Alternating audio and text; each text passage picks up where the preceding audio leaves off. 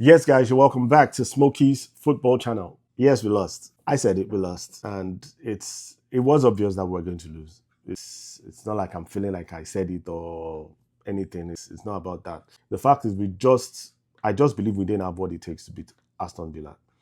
Despite the fact they played about 3 days ago, they still had the energy to come back and beat us. And you might say, okay, yes, it was because of mistakes at the back, the goalkeeper, and maybe Enzo Fernandez keeping that Rashford on. Either ways, we lost. And like I said before the match, I don't see where the goals were going to come from. And that's because of two things. One, Cole Palmer for the past 2 months has not been the same. And that's not surprising because there's been no results. And results encourage players.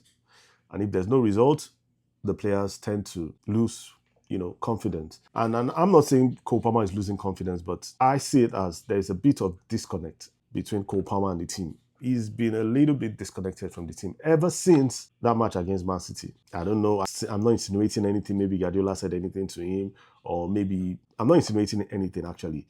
All these press conferences might even be part of what has affected him, messing because these guys are kids. But the fact is, he seems to be a bit disconnected from that team. And Enzo Maresca needs to work on it and find a way to, bring the team spirit back together. Today, he had a couple of chances he should have made an assist to either Nkunku or scored a goal by himself, but he fluffed everything. So that's that. There's really nothing much to say about that match, apart from the fact that Aston Villa won the match with two players, Rashford and Asensio. These two players were signed on loan this January. Who did Chelsea sign? Martins Amogo. He's not even a team player. So let's leave that aside. Now, I like the fact that we lost this match because it helps us to focus on the bigger picture. And what is the bigger picture? The Chelsea model. I have a personal theory that this Chelsea model is going to self-destruct pretty soon. I don't know when. I don't know if it's in a year's time. I don't know if it's going to be this season. I don't know if it's going to be next season.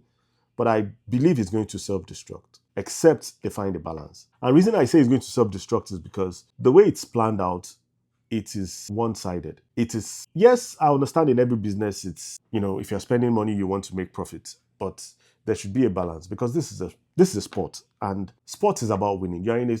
Sports is a competition. You need to win to stay relevant. If you're not winning, then what's the point doing the sport? So, and football is a very brutal sport. It doesn't matter. You can spend the whole world. You can spend trillions of naira the wrong way. I said naira. You can spend trillions of dollars the wrong way, and you won't get results because you're spending it the wrong way. The sport, the sport. What's that English show? The sport demands for standard. So that's that for it. And why I believe it's going to self-destruct is because let me do a very brief analysis of the model for those people that don't understand. So Chelsea owners have introduced a salary cap for the team, and the salary cap is 150,000 for every player that is coming in. If you perform, they might increase your salary over time, but all that is they are just capping. Anyway, 150k, for any player coming in. And you might say 150k, there are a lot of players that are out there that are any lower than that and are very good players and can actually change the team, perform. But they also added an age range between 17 to about 22, 17 to 22, that age range. So, and at that, the players that fall within that age range and are earning 150 haven't really done much. For those that have done much, you would have to do a lot of convincing to bring them to the team because there are a lot of other teams out there that are offering the same thing that you're offering. And why do I say that? Okay, let's take, for instance, a player like Musiala. Let's assume Musiala decides he needs a bigger challenge. And Chelsea are offering, okay, forget about this. Sign-up fee could be 200 million. It could be anything. They could amortize that for maybe 5. Although, okay, they have actually stopped that loopholes. But they could still amortize for like 5 years and, pay that off. The salary now, they want to pay a max of 150 for Musiala. It's as easy as Liverpool offering the same amount and giving him slightly better salary, maybe 180, 160, 170, and he's going to leave. He's going to join Liverpool. It's as simple as that because what exactly is Chelsea offering? You have household names in football that can actually offer you low amounts and the player would wait. Like in the case of Mbappe decided to wait for Real Madrid. Why? He could actually take an offer from other teams. PSG offered him astronomical salary and everything. but he decided to wait for Real Madrid. Why did he want to go to Real Madrid so badly? Because Real Madrid is a winning team. That is the platform Real Madrid was offering him. He could have an ambition at Real Madrid. He could become the world best. You get it? So that's the platform Real Madrid are offering. But what exactly is Chelsea offering? They are banking on the success of Chelsea in the past to be able to entice players to come to Chelsea, young players to come into Chelsea, unproven players to come into Chelsea, and thereby they will increase in value and they can flip them for profits, which is smart because it's business.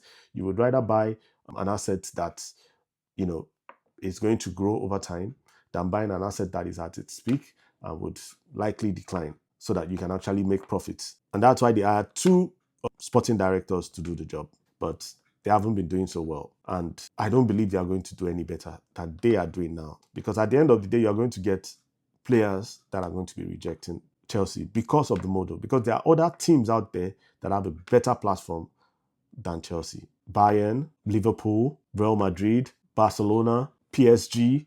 A lot of teams out there have a better model than what Chelsea is offering.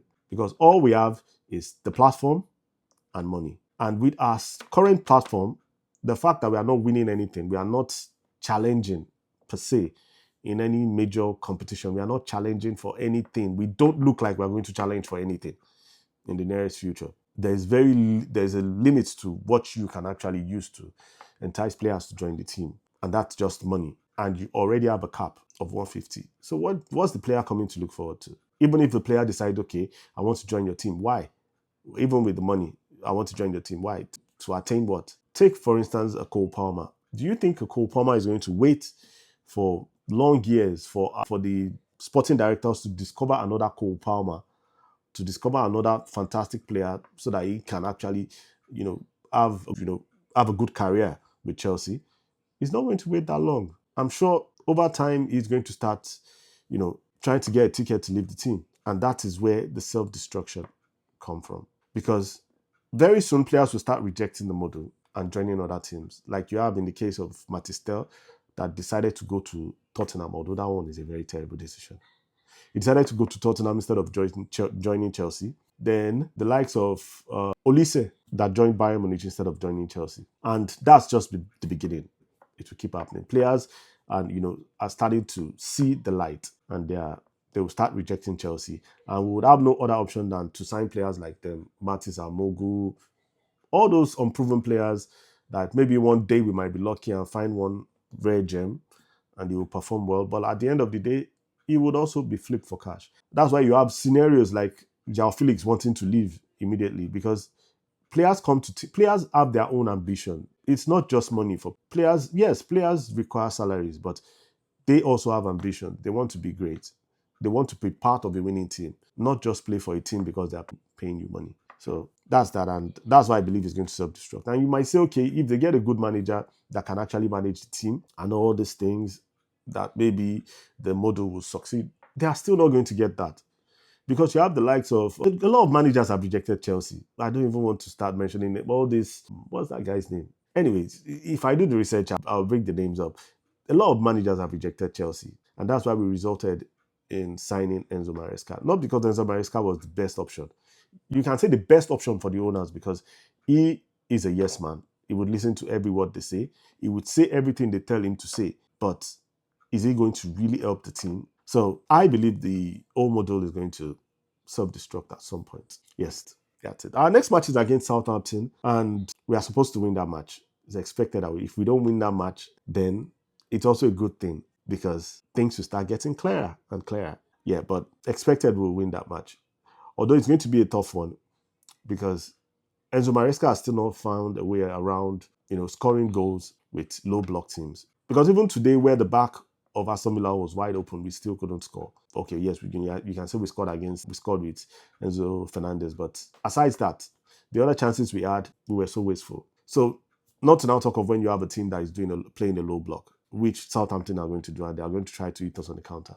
And don't write Southampton off. They have some good attacking players there that can do a damage, that can, cause an upset. But hopefully we'll win that match. And it's also the same day for the protest. And I hope that the protest goes on. I don't think the protest is going to do anything. The protest is not going to change anything. These owners are not going to change their model just yet, except they see signs that this whole thing is crashing down. And the sooner that happens, the better, because they would have to flip and try to create a balance. That's what I believe. That's what I believe. If you're new here, please subscribe, click on the bell notification button to get notified anytime I drop a new video.